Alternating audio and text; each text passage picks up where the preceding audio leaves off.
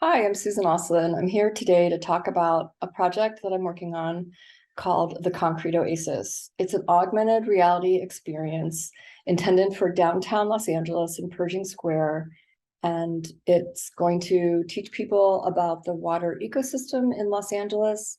And then we have interactions planned and designed to help to motivate people to change their behavior around water conservation and their use of water. My background is in UX design and visual effects animation. I've been in media for over 20 years, digital media for over 20 years, and I've worked as an entrepreneur. I'm a community leader in many different communities throughout my career. Right now, I'm working with Augmented World Expo here locally in Los Angeles. I worked as a UX designer for 12 years, visual effects animator and artist for 8 years, and I worked on companies like Walt Disney Feature Animation, Warner Brothers Feature Animation, and I received my bachelor's of electronic visualization at the University of Illinois. Today we're going to focus on the specific aspects that make augmented reality a unique medium for a project such as Concrete Oasis, where we're wanting to teach someone about an abstract subject. You know, it's hard to understand there's a water shortage when you turn on the faucet and there's always water, right? So I think it's really difficult for people to internalize the issue, and that's what we believe augmented reality can do. Talk a little bit of some theory around learning and behavior change. And then we're also going to talk about what it means to build a purpose-driven experience. And then we're going to talk a little bit at the end about measuring the experience. How do we know that people were motivated? How do we know that behavior change happened? When we talk about augmented reality for behavior change, we're going to talk about 4 different topics or areas of neuroscience and learning. One is the concept of learn by doing. The second is what happens to the brain when we engage our whole bodies in an action. And we're going to talk a little bit about the sensory immersion aspect of augmented reality. You know, being immersed in an experience is very different than, you know, being at a movie when you're just seeing something on a screen. But when it comes into your actual reality, a lot of things can shift. And then we're going to talk about game mechanics at a high level, just to understand how using gamification can help to really motivate the user and keep them motivated. And when we talk about learn by doing, we're talking about a practical hands-on approach to learning as opposed to, you know, reading something and memorizing it. So it's very active as opposed to passive. And when the learner is put in an environment and they're kind of forced to adapt and learn by actually performing the action and figuring out how to adapt, that really helps the learner to internalize the learning. It's not just a memorization. In an augmented reality experience, we're actually interacting in the world, right? In the real world, we're interacting. We're not in front of a video screen, but we're actually interacting with digital objects in our real world. So our whole body is being used, and so that engages our proprioception. And studies show that the brain actually changes and grow when proprioception is engaged. And there's a lot of studies with young children where they're having them do activities that engage the senses, and that really increases the learning and the retention of the learning. So what we really want to focus on with the augmented reality, location-based augmented reality, is that when you're looking at content that's digital, that's virtual, that's being augmented into the real location, it really captivates the imagination. And the novelty breeds curiosity, right? People want to understand, like, what's this new thing? We haven't seen this before. And this unexpected sort of delight of this being immersed in an environment that's not actually there, but it's there when you see it through your phone. We can integrate game mechanics to enhance enjoyment. We can use positive and negative reinforcements to shape behavior. And it's been shown that gamification can increase engagement up to 30 times. And, motivation is increased. And when we talk about purpose-driven experience design, we're really thinking about designing a holistic experience. We want to take the viewer, we want to take the guest through a journey, and we want some kind of transformation to happen as we lead the viewer through this journey. So we're going to talk about the concept of place and placemaking. We're going to talk about developing a purpose or finding a purpose. We're going to talk about understanding your audience and how important that is in designing an experience. And then we're going to talk a little bit about transformation. And I kind of threw in natural and intuitive interactions because I think it's a really important part of the design process. And when we talk about placemaking, we're not talking about like a location in space, but we're really talking about the meaning that a particular place develops over time. And when we talk about placemaking, we're really talking about a place where people come together and there's some kind of interaction. Pershing Square is, it's got a train station, it's got bikes for rental, it's got a huge parking garage. There's a lot of buses where people transfer.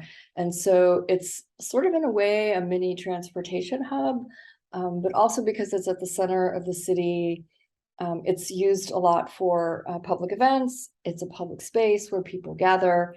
And I'm going to let my colleague, Laura Garcia, talk a little bit about what place means to us and how we found our purpose through understanding a little bit more about the history of Pershing Square. So Laura Garcia is the Director of Clinical Design at Found. She's a former Director of Research, Design, and Innovation at Applied VR. And she's a Doctor of Philosophy and Clinical Psychology at the University of Southern California. She has an expertise in behavioral science, therapeutic content design, and evaluation of innovative digital products. I am Laura Garcia and I live in Los Angeles, California. With a background in clinical psychology and immersive therapeutics, I joined the team to support their research and design process. As someone who is not native to LA, I knew very little about Pershing Square. Over time, I came to learn that Pershing Square was the social hub. People used to come together, socialize, and drink water from the same fountain, a fountain that represented all the different aqueducts that gave LA its water. Or today, this fountain holds no water. And this is a symptom or a manifestation of a major problem that California and other states are facing. As we learned more about Pershing Square, it became clear that the drought was really going to be the thing that made the most sense, that like we got really the most excited about, that we felt we could have the biggest impact. And so, the problem is really that despite the severe drought that California is in and has been in, we believe that residents take granted that water flows freely from the tap, right? And so the actions don't align with what is needed to sustain the limited water supply. So we hope that this project will allow Pershing Square to hold the opportunity again to bring people together and for them to share in this collective need to take care of our natural resources. And all of this in an experiential, innovative, and social way. it's important to understand the audience when you're designing an experience or designing anything.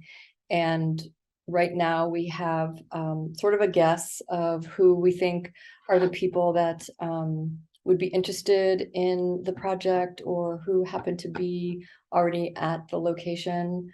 So just at a very high level, we're looking at the families and the diversity of families. It's really a wide range of ages and skill sets and interests. We're looking at the professionals that work downtown, and it's kind of assuming that they're more tech, they might tend to be more tech enthusiasts and have a high expectation on the technical execution of the project, and conservationists who are going to have a high expectation about the science and the way that we are portraying the information in a very honest and accurate way. We want to consider that in the way that we deliver the information. There's a big range of people here, and until we actually do user research, we have to go really wide. Someone on our team has a lot of experience in sustainability, and she's worked on a lot of projects throughout the city. She's worked with a lot of different people, and Elektra has a really great understanding of who our audience is. And so I'm going to let her talk about what she brings to the project and her understanding of our client, our audience. My name is Elektra Grant, and I'm the sustainability consultant for Concrete Oasis. I'm supporting Concrete Oasis by complementing Suzan's augmented reality and design expertise with an understanding of what will motivate Angelenos to care about the environment and to do their part in coming together to help conserve and replenish our urban water supply. I've been working in the sustainability field for 20 years in the LA area. I have a Master of Science in Regenerative Studies. I'm a lead green associate and a certified sustainable building advisor. And one of my areas of specialty is sustainability in arts and culture. When I work with the nonprofit organization Arts Earth Partnership, I perform sustainability assessments of arts and cultural facilities pursuing the City of LA's Green Business Certification. And when I spoke with many types of people tasked with greening their facilities, I recognized that there are different levels of understanding and concern about environmental issues. And through this, I gained a deeper understanding of the many ways people could be motivated to positively contribute to environmental solutions. And this experience will support Concrete Oasis by lending insight on how different types of people may respond to the information presented to them in the exhibit, with the goal of presenting this information in relatable ways to the intended audience. I'm also a sustainability minor faculty at Otis College of Art and Design. I found that students from all over LA and beyond are frustrated by the lack of engaging ways to support environmental awareness and to measure their own personal effectiveness. And students are increasingly overwhelmed at the state of the environment, which results in them disengaging with their personal ability to make positive change. I encourage artists and designers to recognize that they are the ultimate influencers and shapers of culture. They have a crucial role in shifting the mindset around climate change by engaging people's emotions and imaginations with their creative gifts, and by translating complex concepts into images, movement, story, and sound. Other City of LA sustainability projects I've worked on include Recycla, which is a total overhaul of the city's waste recycling and organics programs. I'm also a board member of the Westwood Greenway, which is a green space near a busy light rail station, which cleans stormwater, provides wildlife habitat, showcases native drought-tolerant landscaping while reducing the heat island effect. And what I've learned from working on these projects is how the general public may react to sustainability projects supported by the City of LA. With this understanding, I can advise on Concrete Oasis's messaging and engagement with the goal of bringing people in rather than pushing them away. So as I said earlier, to really engage someone deeply in an experience, it's common to design in such a way as to take the visitor, the viewer, on a journey. So we're going to be using aspects of the hero's journey as we build this experience. Behavior change implies that something must shift in belief or attitude to activate motivation that a transformation must occur. So this is going to be a really big part of our design process.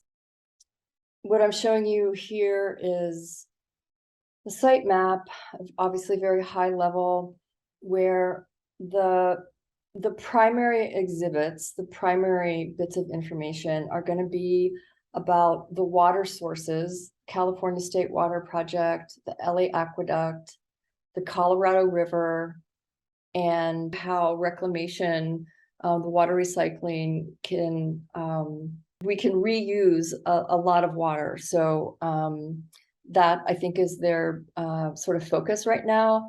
And so we want to definitely include that in the presentation, in the exhibit. The other piece is the actual Oasis, which is going to be at the fountain.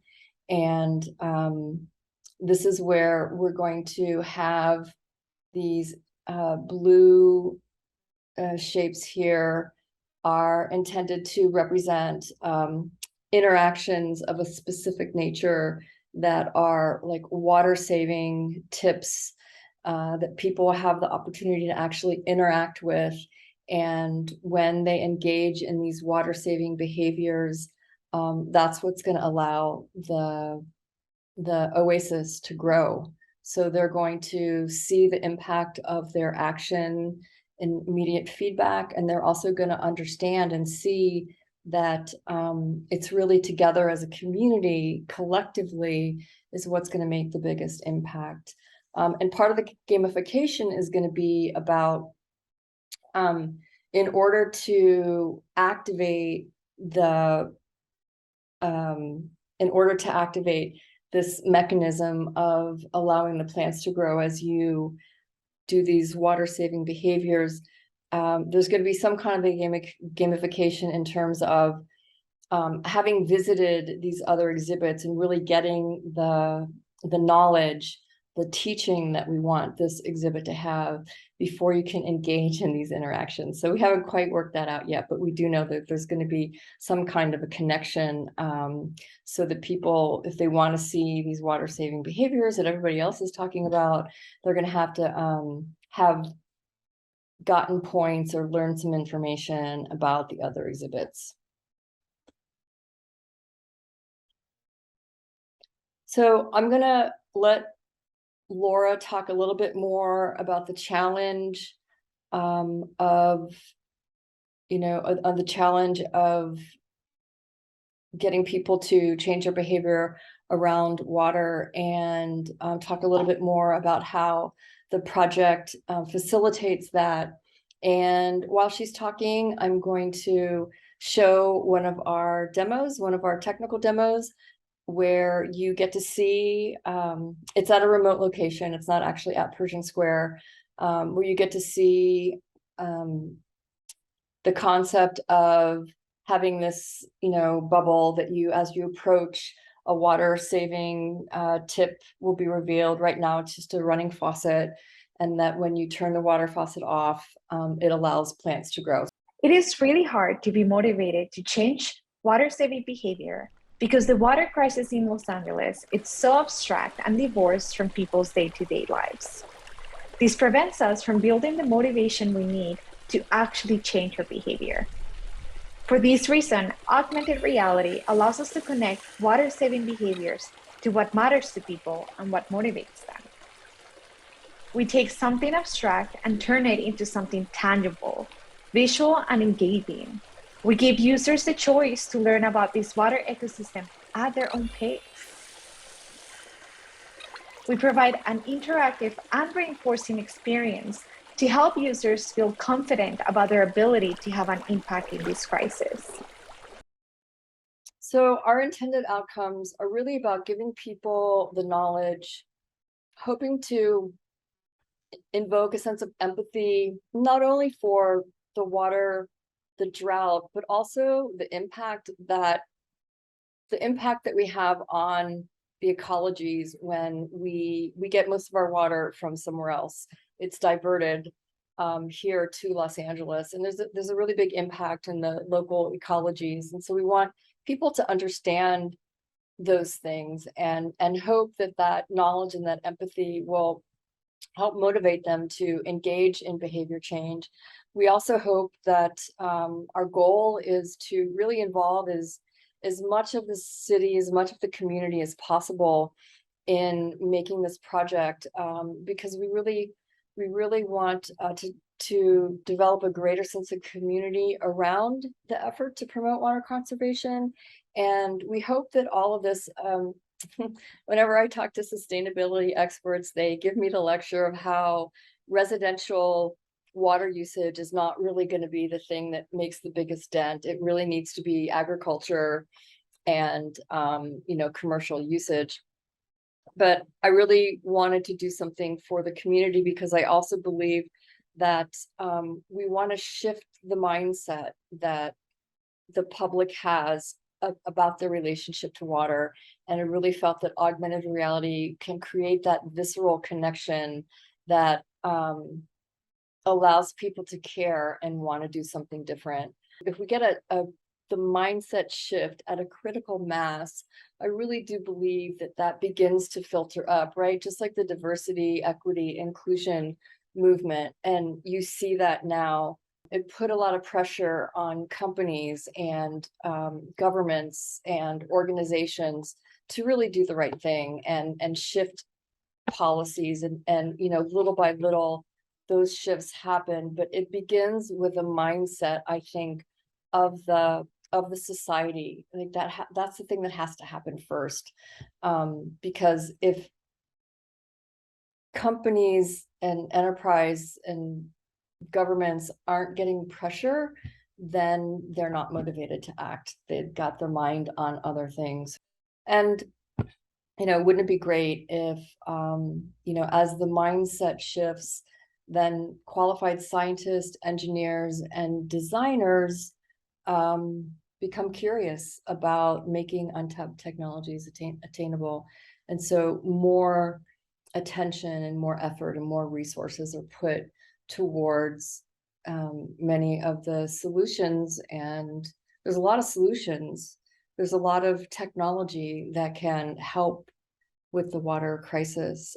There's a lot of reasons why they're not being used. Expensive, difficult, other impacts. So more people need to be, more of the brilliant minds in Los Angeles need to be thinking about and being concerned with the problem.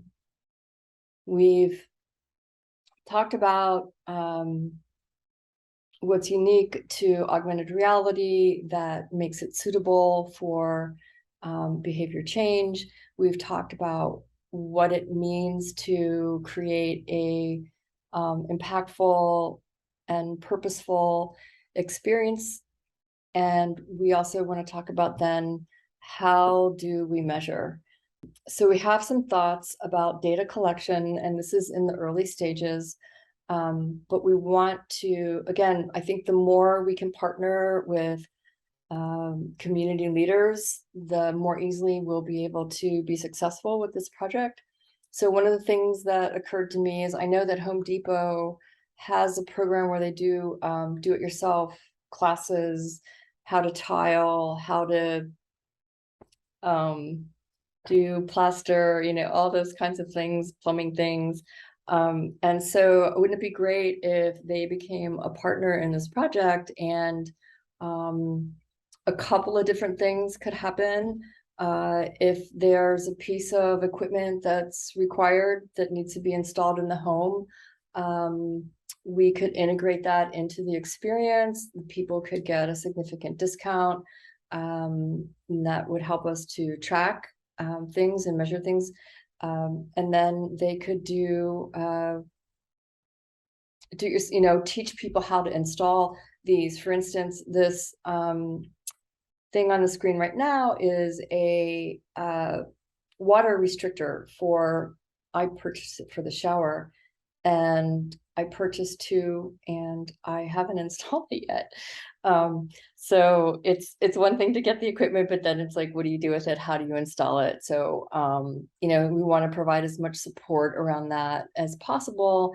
And that also gives us another touch point to really measure and understand did people take the actions that they pledged to in the application? So I also know that LADWP, as well as the Metropolitan Water District, they both have very aggressive and very generous